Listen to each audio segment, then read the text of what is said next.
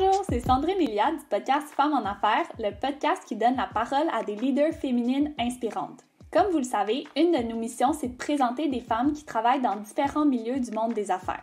Puis jusqu'à présent, on n'avait pas encore abordé un thème super important, les femmes en finance. Ce mois-ci, on avait le goût de vous parler de ce thème parce qu'il y a de nombreuses statistiques qui démontrent que la profession manque cruellement de femmes. Par exemple, elles ne forment que 17% des membres de CFA Montréal, qui est l'association des analystes financiers agréés. Et parmi les candidats qui se présentent à l'examen, il y a seulement 26% d'entre eux qui sont des femmes. Il y a aussi un rapport qui a été publié cette année par l'organisme Catalyst qui démontre que seulement 39% des membres des conseils d'administration des 6 plus grandes banques canadiennes étaient des femmes.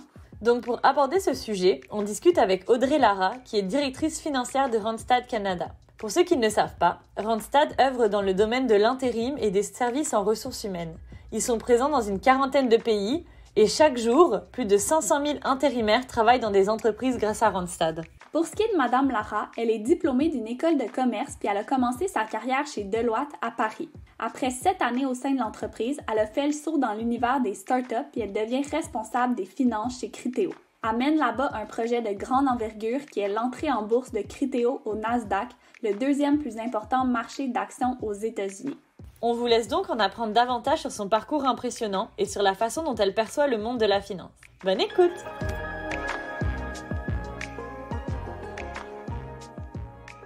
Premièrement, pourquoi vous avez décidé de choisir une carrière en finance puis en audit? Qu'est-ce qui vous intéressait dans ce domaine-là? Puis est-ce que vous aviez comme un rôle modèle qui vous a inspiré? Oui, donc à l'époque, quand je faisais mes études, j'avais pas vraiment d'idée de ce que je voulais faire. Et c'est vrai qu'on nous présentait souvent ces métiers-là comme étant ouvrant beaucoup de portes, comme étant quelque chose de très diversifié et qu'on pourrait faire un peu les métiers qu'on voulait après, donc toujours dans le domaine de la finance bien évidemment.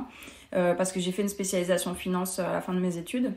Donc c'est essentiellement pour ça que j'ai choisi cette voie-là. Vraiment pour la diversité aussi des industries dans lesquelles on peut travailler. Parce que c'est des métiers qui sont assez variés. Donc voilà, j'avais pas vraiment de vocation si on veut. C'était plus... j'étais un peu en recherche aussi de quelque chose qui pourrait me plaire par la suite. Donc c'est ce qui me donnait l'impression de pouvoir ouvrir le plus de portes à la fin. Donc c'est vraiment ça qui a dirigé mon choix en fait à l'époque. Puis après ça, vous êtes dirigé vers Deloitte. Est-ce que là, ça vous a un peu plus outillé pour savoir comme dans quelle justement industrie vous aimeriez travailler? Parce que là, on sait que Deloitte, c'est une firme de consultation, donc vous avez touché à vraiment beaucoup de domaines, puis vous êtes resté là quand même 7 ans. Donc, qu'est-ce que ça vous a apporté de travailler chez Deloitte? L'avantage de travailler dans une grande entreprise comme Deloitte, c'est vraiment qu'on acquiert une méthode de travail, une rigueur. En fait, on rentre vraiment dans un cadre qui est très défini, qui est très précis. Et donc ça aide beaucoup à créer une base solide et techniquement parlant aussi sur le métier financier et comptable. Ça permet d'acquérir des compétences techniques assez pointues.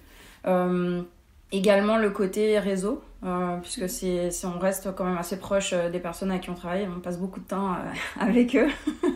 donc après, ça crée une sorte de réseau assez fort en fait pour la suite de la carrière. La diversité des clients qu'on a en portefeuille, on s'adapte, on apprend à être adaptable, on change de client, donc on change d'interlocuteur, on change de contexte, donc c'est vraiment une bonne école, je dirais, pour la suite. Et on a vu ensuite dans votre parcours que vous êtes passé dans une start-up après Deloitte. Comment vous avez vécu ce changement? Qu'est-ce que vous avez préféré, la plus grosse organisation qui est quand même une industrie, hein? Deloitte, c'est vraiment gros, ou plutôt travailler dans une petite start-up et la voir grossir? En fait, je dirais que les deux ont été très complémentaires dans mon cas, parce que vraiment, comme je le disais tout à l'heure, le côté base solide, socle, etc. Ça a été vraiment quelque chose qui m'a aidée quand j'ai passé le cap en start-up, parce que là, ça m'a permis de pouvoir mettre en place des choses, parce que tout est à faire, tout est à construire. Donc c'est vrai que d'avoir ces bases techniques-là, ça aide, parce que c'est pas quelque chose qu'on a du coup à faire. Et donc pour moi, ça a vraiment été très complémentaire. Et je dirais que j'ai adoré mon expérience en start-up parce que c'est vraiment un environnement qui change tout le temps. Il n'y a pas de statu quo, ça n'existe pas. Il faut vraiment tout mettre, tout créer. Alors c'est assez défi aussi, hein, parce que c'est pas forcément simple tous les jours, mais ça va très vite. Donc cette base-là m'a vraiment permis de bien m'en sortir. Et ce qui est nécessaire aussi en start-up, c'est vraiment de pouvoir anticiper. Ça, c'est quelque chose que j'ai appris vraiment de par cette expérience. C'est d'anticiper le coup d'après sans arrêt, notamment quand on construit des équipes. Toujours penser à, entre guillemets, recruter la personne dont on aura besoin dans 3 à 5 ans, pas la personne dont on a besoin aujourd'hui. Donc ça, c'est vraiment quelque chose d'intéressant et qui me sert encore aujourd'hui. Puis est-ce que vous diriez que dans la start-up, vous voyez plus comme votre contribution, puis comme votre apport à l'entreprise vu que c'est plus petit? Oui, c'est vrai que c'est un aspect également. C'est plus petit, donc l'impact qu'on a, on s'en rend compte, on s'en rend beaucoup plus compte. Et c'est différent de l'audit également, parce que l'audit, on travaille pour des clients, donc on n'est pas impliqué dans tous les projets. Donc on passe quelques temps dans l'entreprise et puis on repart. Alors que là, on est vraiment impliqué dans tous les projets de A à Z. On a vraiment ce sentiment d'accomplir des choses, ce qui est plutôt satisfaisant en fait. Mm-hmm. Puis là, c'est ça, vous avez quand même mené un projet là, de très grande envergure, donc la rentrée en bourse. Oui. Fait qu'est-ce que vous pouvez nous expliquer un peu comme c'est quoi ce processus-là pour des gens qui peut-être qui sont pas super familiers avec le milieu de la finance? Donc en fait, l'introduction en bourse, globalement, c'est que la compagnie cherche à lever des fonds. Il va lever des fonds sur des marchés publics. Donc il y a plusieurs sortes de levées de fonds et la compagnie peut aller chercher des fonds privés. Là, l'idée, c'est qu'on va, entre guillemets, ouvrir le capital de l'entreprise à la bourse. Donc, tout un chacun peut potentiellement investir dans cette entreprise. Donc, ça a été un projet d'envergure puisqu'on a levé à l'époque 250 millions de dollars. Donc, ce qui était quand même quelque chose de significatif. Et donc, c'est ça a été un gros projet parce que on a vraiment, en un an, on a vraiment transformé l'entreprise pour qu'elle soit prête à aller en bourse. Et donc, avec toute une refonte de tous les processus financiers, de tous les processus globalement d'ailleurs. Et donc, avec beaucoup d'aspects réglementaires à prendre en compte, des aspects système aussi pour être capable de produire le reporting financier dans les temps.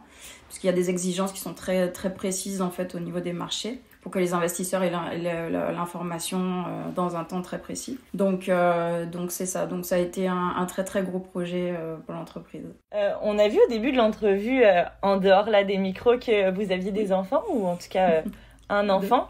Est-ce que ça a été difficile de concilier votre vie professionnelle surtout avec un mandat aussi gros et votre vie personnelle en tant que maman? Oui, c'est vrai que ça a été un défi, surtout que quand on a travaillé sur l'introduction aux bourses de Criteo, ma fille avait 1 an. En fait, elle était toute jeune, donc pour gérer cet équilibre-là, ça a été un défi. Maintenant, j'ai la chance d'avoir un conjoint qui m'a vraiment supporté là-dedans. On a trouvé un mode de fonctionnement qui était un peu déséquilibré à ce moment-là parce que forcément, moi, il a fallu que je travaille plus, mais ça s'est très bien passé et j'ai pu être présente pour le projet et surtout dans les déplacements. Il y a eu beaucoup de déplacements à New York pour pouvoir préparer l'introduction aux bourses. Donc j'ai pu m'investir.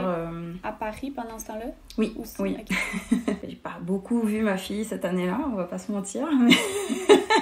Mais bon, c'était ça s'est pas trop ressenti sur elle. Enfin, honnêtement, ça s'est très bien passé. Je trouve que c'est un beau modèle à montrer parce que souvent on a un peu le guilt, la culpabilité de se dire qu'on abandonne, comme cette idée-là de stéréotype, qu'on abandonne ses enfants pour poursuivre sa carrière. Mais là, au final, le papa est à la maison, donc il y a quand même un parent qui soutient. Donc je trouve que c'est un beau modèle de savoir que ça marche. Non, c'est clair. On peut continuer sa carrière comme ça, là. Il travaillait aussi, mais bon, c'est ça. C'est qu'on a réussi à trouver quelque chose de lui, il a pu être flexible dans son mode de fonctionnement, donc c'est vrai que ça a beaucoup aidé. Ouais. Puis c'est le fun de voir aussi que ça peut se faire dans l'autre sens parce que souvent ça va être comme plus comme l'homme qui va prendre le gros mandat puis la femme qui va avoir un horaire qui s'adapte. Fait que ça c'est un beau modèle aussi. Puis moi, je voulais juste revenir aussi un peu sur le processus pour aller en bourse, là. Ça a été quoi, vous trouvez, qui était le plus difficile dans ce processus-là, puis ce qui vous a apporté comme le plus de fierté aussi? Je dirais que c'est le temps, on a fait ça très très vite. Donc, on a commencé en septembre, en août 2012 et en octobre 2013, on a appuyé sur le bouton au Nasdaq. Donc ça a été extrêmement rapide. Je dirais que la clé du succès de ce projet-là, qui était mené par le CFO du groupe de Criteo, a été vraiment d'avoir une rigueur extrême dans les choses qu'on a mises en place, ne pas dévier du plan. Et donc, c'est sûr qu'on a une période de stress assez importante. Donc, et c'est du stress par rapport aux enjeux qu'on doit gérer, parce que on doit, entre guillemets, ouvrir l'entreprise à des investisseurs, on doit expliquer ce qu'on fait, on doit être, entre guillemets, irréprochable aussi dans les données qu'on fournit. Donc ça implique vraiment une rigueur extrême dans les processus qu'on met en place, dans tout ce qu'on doit produire, en fait. Et donc, il y a quand même un gros stress là-dessus. Et aussi, tout ce qui est éducation en fait, de l'entreprise, des employés. Accompagnement des employés, parce que c'est un gros changement pour une entreprise. Mm-hmm. Et donc, passer du statut privé où, en fait, on fonctionne encore un peu comme une start-up, une entreprise très familiale, même si, il n'y a pas de lien de famille dans les fondateurs. Mais c'est dans le mode de fonctionnement, on passe de ça à quelque chose d'extrêmement structuré, strict, où on n'a pas droit à l'erreur, on doit dire tout ce qu'on fait et faire tout ce qu'on a dit qu'on allait faire. Donc c'est très... ça met un certain stress en fait sur l'organisation et sur les gens qui mènent ces projets-là. Mais c'est ça, la fierté que j'en retire, c'est vraiment on a fait ça dans un temps, je pense, record. Il y a peu d'entreprises qui peuvent dire qu'elles ont réussi ce processus-là en si peu de temps. Donc on est quand même assez fiers de nous là-dessus. Fait que dans le fond, vous aviez comme plusieurs chapeaux. Vous ne faisiez pas juste la gestion au niveau financier, mais aussi, j'ai l'impression que ça a touché un peu les ressources humaines pour accompagner les employés là-dedans. Ça, est-ce que vous avez trouvé ça difficile vu que vous n'étiez pas nécessairement formé là-dessus? Je dirais que oui, c'était difficile, mais on s'est tous organisés pour le faire. Donc on avait un département comme ressources humaines qui aussi était là, qui accompagnait. Donc tout le monde était quelque part... un peu, on était un peu, on savait où on allait, on avait la direction. Donc après, c'est vrai que ça a été, on devait gérer le projet et en même temps gérer la gestion du changement. Donc ça a été un défi, mais quelque part, je dirais que tout le monde a adhéré au projet, tout le monde a embarqué avec nous en fait sur ce qu'on était en train de faire. Et donc ça a aidé. Parce qu'au final c'était quelque chose de positif pour l'entreprise. À la fin on allait récupérer des fonds pour pouvoir continuer notre développement à l'international et accélérer la croissance, donc c'était quelque chose qui était de toute manière très positif pour l'organisation. C'était un effort collectif au final. Tout à fait, ouais. Ça a dû être vraiment super instructif de voir, de partir de cette petite start-up là qui fonctionne familiale puis qui est en petit comité à devenir aussi gros que ça. C'est clair que ça doit être ultra formateur dans un parcours. Qu'est-ce qui a fait que vous avez décidé de quitter justement Criteo après tout ça et de venir vivre au Québec? Alors c'est vraiment très personnel. En fait, Criteo, malheureusement, je ne pouvais pas travailler chez Criteo de Montréal parce qu'il n'y avait pas de bureau ici. C'était vraiment mon conjoint et moi, ça faisait 15 ans qu'on était à Paris, donc on avait un peu envie de changement, en fait, de voir autre chose. Donc ça a vraiment été un choix purement personnel. On connaissait le Québec, on avait déjà passé plusieurs vacances ici, on a de la famille ici également, donc on aimait la qualité de vie à Montréal, on aimait le style de vie. Et donc on s'est lancé en se disant les enfants sont petits aussi, mon fils avait 2 ans et ma fille avait 5 ans. Donc on s'est dit c'est le moment de faire ce pari-là pour tant que les enfants n'ont pas trop d'attaches en France. Donc on s'est dit pourquoi pas et on a sauté le pas en 2017. Vous êtes en train de refaire comme votre CPA pour CPA Canada. Fait que est-ce que ça a été une adaptation de retourner comme aux études, puis de changer vraiment de pays puis de milieu de travail? Est-ce que vous avez vu des différences dans les cultures? C'est vrai que quand on est arrivé, on n'avait pas de job identifié, on est arrivé sans rien, et donc il a fallu recommencer un peu, se refaire un réseau, comprendre aussi les dynamiques ici à Montréal, comment ça fonctionne, qui sont les acteurs en finance, etc. Donc ça a été vraiment, oui, ça a été un changement. Après, on s'y attendait parce qu'on savait qu'on changeait de pays, on changeait de mode de fonctionnement. On sortait un peu de notre zone de confort, entre guillemets, parce qu'à Paris, on avait notre réseau qui était fait. Après 15 ans, c'est quelque chose, c'est un peu, je dirais que c'est la suite normale des choses.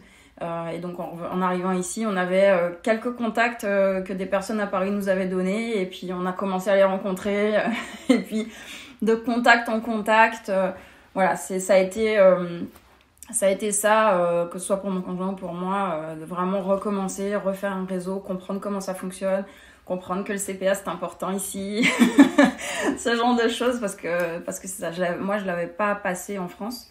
Puis vous comptiez pas le passer quand vous êtes arrivé ici, si vous l'avez comme découvert avec ce que les gens vous ont dit? Oui, okay. Exactement, ouais, tout à fait. Concilier un peu retour aux études avec les enfants, avec le travail, etc. C'est pas forcément évident, mais bon, je me dis que c'est ça, je prends le temps qu'il faut, et puis c'est quand même important, donc je vais aller au bout de la démarche.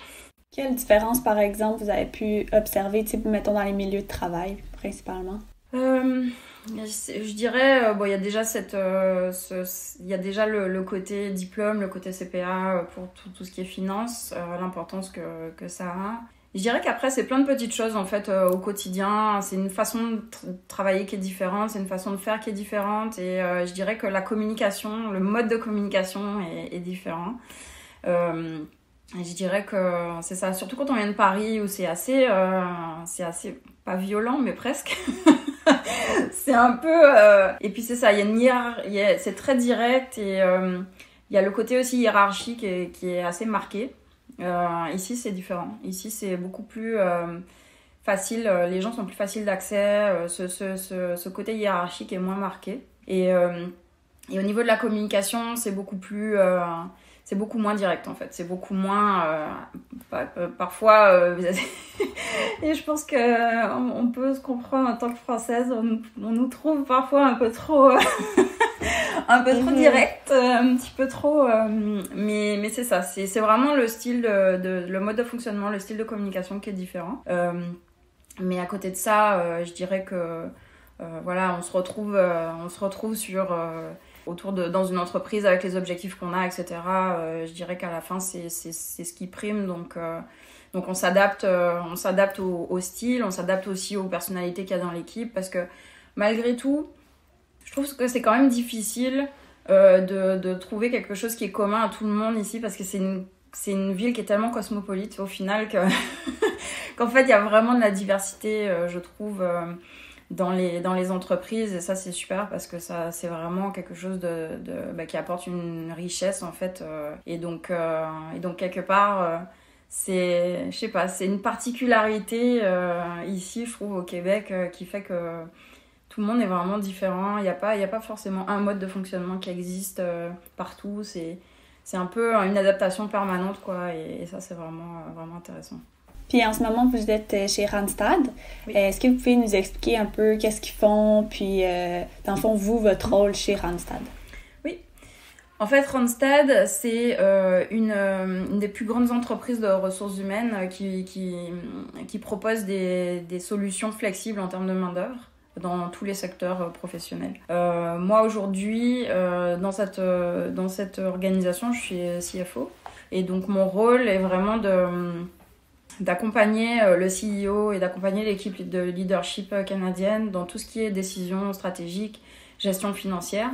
Et donc j'ai une équipe d'à peu près 80 à 100 personnes qui en fait s'occupe de tout ce qui est financier. Donc ça va de la comptabilité client, fournisseur, à la paye, en passant par tout ce qui est reporting financier, parce qu'on a une maison mère qui est aux Pays-Bas, à qui on reporte les chiffres tous les mois. Et également tout ce qui est gestion du parc immobilier et la partie audit et risque.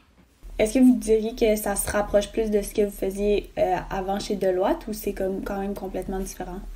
Je dirais que c'est un peu ce que je faisais chez Criteo, mais à un autre niveau, on dira. C'est en termes de métier, j'entends.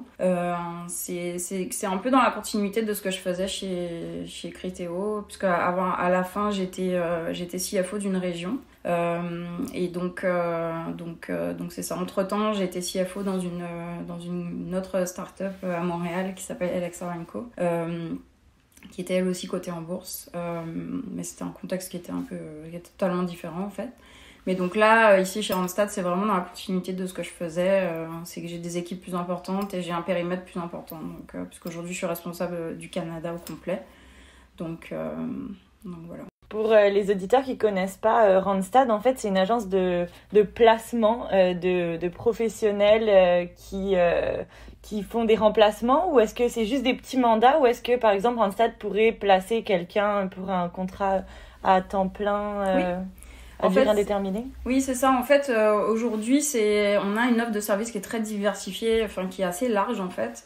Donc c'est pour ça qu'on parle de solutions, parce que c'est vraiment, on fait du placement temporaire, mais qui est un peu le cœur de Randstad, c'est comme ça que l'entreprise a commencé. Mais on fait aussi des placements permanents. On propose aussi des solutions d'accompagnement sur des projets informatiques. On fait de tout ce qui est du outsourcing de processus, on va dire. Donc on prend des processus au complet qu'on gère nous de A à Z. Donc on a vraiment une offre de service qui est assez large et assez diversifiée. Donc c'est sûr que quand j'ai rejoint Randstad, j'imaginais pas en fait l'ampleur de l'offre de service. Pour moi, j'avais un peu cette idée-là aussi que c'était juste une agence de placement temporaire. Et en fait, c'est beaucoup plus vaste que ça. Mais c'est intéressant parce que quand j'ai lu un peu sur l'histoire de Randstad, c'est comme vraiment les premiers qui sont arrivés avec cette idée-là de, dans le fond, remplacer les humains, parce que les fondateurs, ils se disaient, on remplace les machines, les objets, les matériaux, pourquoi on ferait pas ça avec les humains? Fait que je pense que c'est ça, Randstad, c'est vraiment comme un pilier dans leur domaine, puis ils ont tellement évolué au cours des années que c'est vraiment une entreprise pionnière, là, dans le fond. Oui, c'est clair.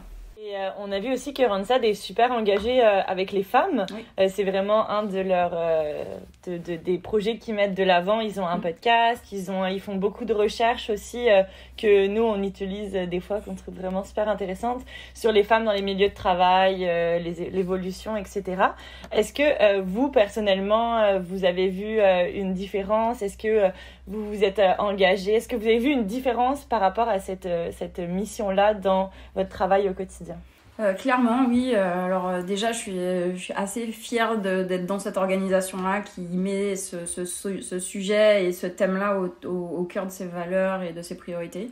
Ça, c'est vraiment quelque chose qui me touche. Et donc, il y a énormément d'initiatives en interne autour des femmes qui transforment le monde du travail. Il y a également Caroline Lévy qui est la présidente de Randstad Technologies, qui a été nommée chef de la diversité et de l'inclusion très récemment. Et donc, on a créé un groupe de travail autour d'elle pour l'accompagner dans ce parcours-là. Donc c'est sûr que je participe aussi à des programmes de mentorat dans la communauté financière à l'intérieur de Randstad. Et puis à l'extérieur, je suis également membre de l'Association des femmes en finance du Québec, qui est très active également dans le domaine. Donc vraiment, moi, c'est important pour moi de me dire que je vais avoir un impact en fait pour une inclusion, une intégration, je dirais, plus inclusive, plus équitable des femmes dans le monde du travail. Ça, c'est quelque chose qui pour moi pourra être un accomplissement à terme. Et dans mon équipe, dans mes propres équipes, j'essaie de promouvoir la diversité, d'accompagner mes leaders féminins dans le développement de leur carrière pour qu'elles puissent saisir des opportunités, de prendre davantage de responsabilités, d'enrichir leurs compétences en gestion pour pouvoir être des rôles modèles aussi pour d'autres femmes par la suite. En fait, c'est ça, en finance, c'est un milieu à prédominance souvent masculine. Fait que vous, est-ce que vous avez ressenti ça au début de votre carrière? Est-ce que ça a été difficile pour vous de percer dans ce milieu-là à cause que vous étiez une femme? En fait, alors oui et non. Enfin, je dirais que c'est pas vraiment au début de la carrière que j'ai ressenti, pour être tout à fait honnête. C'est plus quand j'ai commencé à avoir des postes de responsabilité, où là, bizarrement, c'est peut-être un peu caricatural, mais c'est un peu l'image que plus on monte dans la hiérarchie et plus on est seul. Et donc en tant que femme, c'est d'autant plus vrai. C'est un peu anecdotique, mais je me suis retrouvée à plusieurs réunions de conseils d'administration ou de réunions d'investisseurs en étant la seule femme. Et donc en étant un peu témoin de réflexions sexistes, misogynes, enfin bon voilà. Et donc ça c'est vrai que sur le moment c'est difficile. La première fois on est un peu touché, on sait pas très très bien comment réagir, et puis à force on apprend à rester sur nos sur nos bases, à rester concentré sur nos objectifs. C'est vrai que c'est vraiment pas simple, mais l'essentiel c'est vraiment de se faire confiance et de se dire qu'on a une légitimité d'être là et qu'on a des idées qui sont aussi importantes que celles des hommes qui nous entourent, et que notre présence est tout à fait légitime. Et j'imagine, en tant que Française, là, je prends la responsabilité de dire ça, mais que vous avez sûrement vu une différence entre le Canada et la France. En France, souvent, c'est un peu plus difficile dans les milieux. Alors après, ça va peut-être avec l'évolution de ma carrière aussi. J'ai pas senti une différence tant que ça. Enfin, pour moi, il y a du travail encore des deux côtés. Il y a des mesures qui ont été prises en France avec des quotas sur les conseils d'administration, notamment, des choses comme ça. Donc il y a quand même des choses qui se passent. Mais c'est vrai qu'il y a encore beaucoup de travail des deux côtés. Après, cela dit, toutes les initiatives qui sont prises, les actions qui sont mises en place, je pense que ça va dans la bonne direction. Qu'à terme, voilà, ça va pas être facile, mais qu'à terme, à moyen terme, probablement on va commencer à avoir des changements et on va commencer à sentir une vraie différence de ce point de vue-là. Est-ce que votre crédibilité, des fois, vous sentiez qu'elle a comme été remise en question à cause que vous étiez une femme, ou c'était plus vraiment au niveau de comme les commentaires qu'ils faisaient par rapport à d'autres femmes, mais pas nécessairement vous? C'est difficile à dire, parce que c'est ça, c'est des petites choses, c'est des petites phrases, des petites réflexions qui sont et puis souvent sujettes à interprétation. Donc quand on est seul face à, je sais pas, 10, 12 hommes, on n'a pas vraiment d'alliés, on n'a pas vraiment de... C'est compliqué en fait de se dire que c'est notre crédibilité en tant que femme qui est remise en cause. C'est difficile d'attribuer ça à ça en fait. Donc peut-être que ça a été le cas.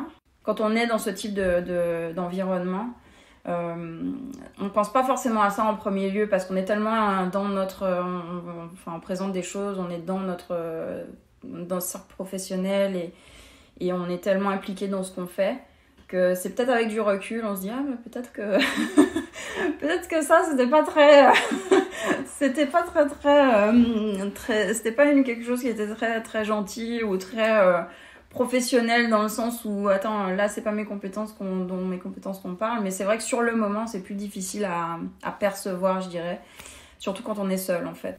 Puis, tu sais, vous parlez souvent d'alliés. Comment vous avez réussi justement à vous créer des alliés quand il y avait, tu sais, pas de femmes? Est-ce que vous êtes allé chercher des femmes pour venir dans votre équipe, ou c'était plus comme, finalement, les hommes ont été super réceptifs puis vous avez réussi à faire, tu sais, former des liens avec eux? En fait, je pense que oui, mes alliés, ça n'a pas forcément été des femmes, ça a été des leaders en fait qui m'ont fait confiance. Et qui eux avaient été conscients en fait de ce problème, parce que il y en a beaucoup qui disent non mais moi je suis pas, je fais pas de différence, il y a pas de problème, etc. C'est vraiment de se trouver des personnes qui sont conscientes du problème et qui vont aider à faire en sorte que ça va changer. Donc c'est vraiment des leaders avec qui j'ai pu travailler, qui m'ont coaché, qui m'ont inspiré, qui m'ont aidé en fait à être au bon endroit au bon moment, et puis à pouvoir mettre en avant mes compétences aussi. Donc, et c'était pas forcément des femmes, c'était plutôt des hommes d'ailleurs. Donc c'est là où je pense que aussi on peut faire une vraie différence, c'est d'aller chercher des alliés hommes qui eux ont conscience en fait de ce qu'il faut faire pour pouvoir faire changer les choses. Puis le changement vient des deux côtés. On peut pas travailler qu'avec un côté, sinon on n'arrivera pas justement à atteindre l'égalité. Moi, je trouve ça intéressant parce que, tu sais, c'est ça, le concept de mentor. Je trouve ça le fun que ça soit pas juste quand tu débutes ta carrière, tu sais, vous avez eu des mentors même si vous étiez déjà comme haut placé dans une entreprise. Fait que ça, je trouve ça le fun de savoir que peu importe où on avance, ben on va toujours trouver quelqu'un quand même qui va pouvoir nous épauler dans notre cheminement professionnel, là, dans le fond. Et est-ce que vous avez des conseils pour aller chercher des mentors? Parce que souvent, c'est difficile. On sent un peu, on n'ose pas aller chercher ou aller demander du conseil à quelqu'un qui pourrait nous en apporter. Je dirais que je l'ai jamais demandé de façon directe, en fait. C'est vraiment quelque chose qui s'est fait naturellement. Ça a parfois été avec mes managers, en fait, les personnes avec qui j'avais un lien hiérarchique. Ou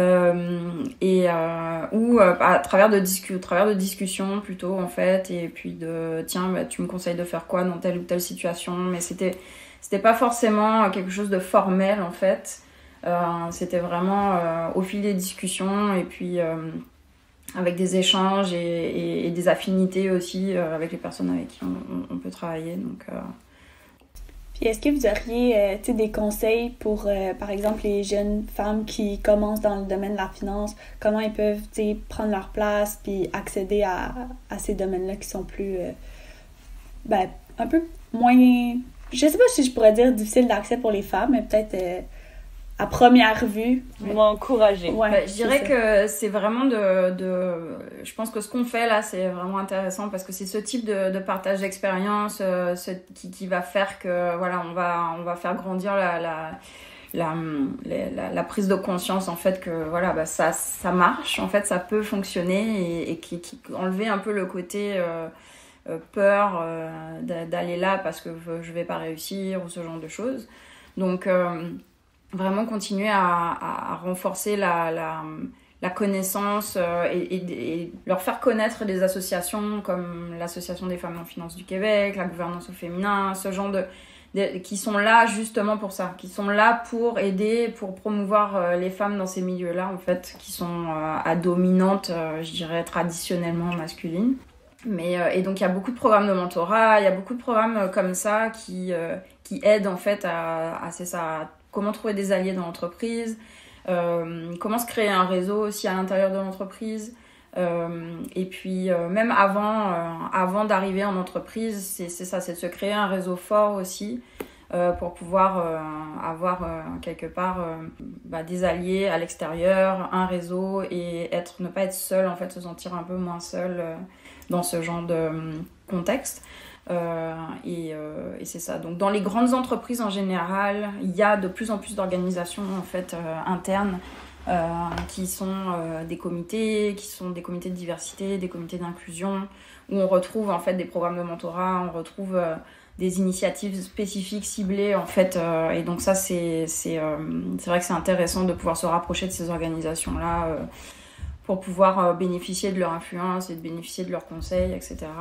Après, pour des plus petites structures, je dirais que là, c'est ça. Il faut plus s'appuyer peut-être sur le réseau externe pour pouvoir essayer d'avoir des actions concrètes à l'intérieur de l'entreprise. Puis justement, là, l'association Femmes en finance, qu'est-ce que vous faites exactement? Est-ce que c'est comme plus des conférences mensuelles ou quelles actions vous prenez? Alors moi, je suis juste membre, je ne fais pas partie du comité d'organisation des événements, mais c'est un peu de tout en fait. Je dirais que c'est des formations. Il y a des formations en gouvernance, il y a des formations sur... ça peut aller vraiment de choses très techniques à des choses beaucoup plus centrées sur comment avoir confiance en soi ou comment s'imposer dans une réunion. C'est vraiment tout, en fait, c'est très large. C'est ça qui est intéressant, je trouve. Et donc, il y a aussi des conférences avec des femmes qui viennent témoigner, qui viennent raconter leur histoire, leur parcours, etc. Et ils font également des sortes de concours, en fait, chaque année avec différentes catégories où ils mettent certaines femmes en avant pour leur qualité en leadership, par exemple, ou pour des femmes qui sont des potentiels, en fait, des femmes à potentiel qui sont en pleine ascension dans leur carrière. Et donc, ils mettent en lumière, en fait, ces parcours-là. Et ça, je trouve ça vraiment intéressant parce que ça permet vraiment de donner de la visibilité et de dire, voilà, on n'est pas seul et ça existe et ça marche. Et il faut continuer à persévérer dans ces domaines-là pour justement changer les choses à terme. Mais c'est full intéressant parce que je la connaissais pas, cette association-là, justement. Fait que là, c'est le fun pour s'il y a des filles qui nous écoutent en finance qui peuvent peut-être devenir membres ou assister à certains événements, justement. Peut-être une toute dernière question. Moi, je me demandais comment vous gérez votre stress parce que je sais que de plus en plus, les jeunes, on est comme super stressés, il y a comme une anxiété de performance. Fait que vous, comment vous faisiez pour gérer votre vie professionnelle, votre vie personnelle en même temps, puis tous les défis qui venaient avec? Moi, je pense que ce qui est important, et ça marche pour moi, après, chacun est différent et les gens gèrent ça de façon différente, mais moi, j'ai vraiment des temps de coupure, c'est-à-dire que il y a des moments où j'ai besoin de m'extraire, en fait, de tout, en fait, quelque part. Et c'est un temps que je prends pour moi et c'est un temps où vraiment je prends un peu de recul, je m'apaise moi-même, en fait, en essayant de me détacher de tout le stress que je peux avoir. Parce que ça... C'est des sortes de phases en fait où ça monte et puis à un moment on sent qu'on est vraiment à la limite de ce qu'on peut supporter. Donc là il faut juste prendre un peu de recul, respirer et puis faire un moment j'ai fait du yoga un autre moment parfois c'est juste aller à la manucure ou c'est juste des petites choses qu'on intègre dans son quotidien. Mais pour se dire, ok, pendant la pandémie, c'était un peu plus difficile. Enfin, c'est plus difficile. Donc, c'est sûr que ça rajoute un défi de plus. Mais c'est vraiment de prendre du temps pour soi et se recharger les batteries, mettre les choses en perspective. Et ça peut être des micro-temps. Hein. Ça peut être 2 heures, ça peut être une journée, ça peut être peut-être une semaine de vacances aussi. C'est vraiment... mais de se ménager, en fait, et de s'écouter. Parce que c'est ça, quand on sent qu'on est vraiment au bout, parfois il faut savoir juste lâcher prise pendant quelques temps pour pouvoir mieux revenir après. Puis je pense aussi que c'est ça, des fois on les met à l'agenda, mais finalement, ok, là, on va mettre une rencontre là à la place, mais tu sais, c'est de quand même être rigide, puis conserver ce qu'on a dit au début, puis comme ce temps-là, j'en ai besoin, puis il faut... Il y a c'est une certaine autodiscipline qu'on doit s'imposer là-dessus, parce que parfois on se dit que c'est le genre de choses sur lesquelles on comme tu dis, on passe en se disant tiens, c'est pas ça, je peux l'enlever parce que j'ai un peu plus de travail, parce que j'ai un peu plus de choses à faire. Mais je pense que c'est vraiment important à conserver. Parce que même aller prendre une marche à l'extérieur pendant 30 minutes, c'est vraiment important pour se vider la tête et pour avoir les idées claires en fait quand on revient. Puis le téléphone, c'est de le mettre de côté, de pas regarder les courriels, de pas... Vraiment, même si c'est pas longtemps, c'est vraiment quelque chose pour moi qui est, je pense, important pour avoir un bon équilibre, en fait. Pour garder cet équilibre-là dans la tête et ne pas se laisser déborder par le stress. C'est recommandé en santé mentale justement de se mettre des pauses entre ces activités pour pouvoir comme lâcher, mais c'est ça, c'est un défi de suivre ce qu'on se dit qu'on veut faire. Bon, je pense que ça conclut bien notre entrevue. Merci. Donc, vraiment, merci beaucoup de m'avoir reçu. Si vous nous suivez sur les réseaux sociaux, vous avez dû voir qu'on a officiellement lancé à la 3 Média, notre maison de production de podcasts éducatifs et engagés. Donc si vous êtes intéressé par l'animation et la création d'un podcast, n'hésitez pas à nous contacter. Comme d'habitude, si vous avez aimé notre podcast et que vous voulez nous soutenir, n'hésitez pas à laisser un avis ou des étoiles sur votre plateforme de podcast et suivez-nous sur les réseaux sociaux. Merci et à la prochaine!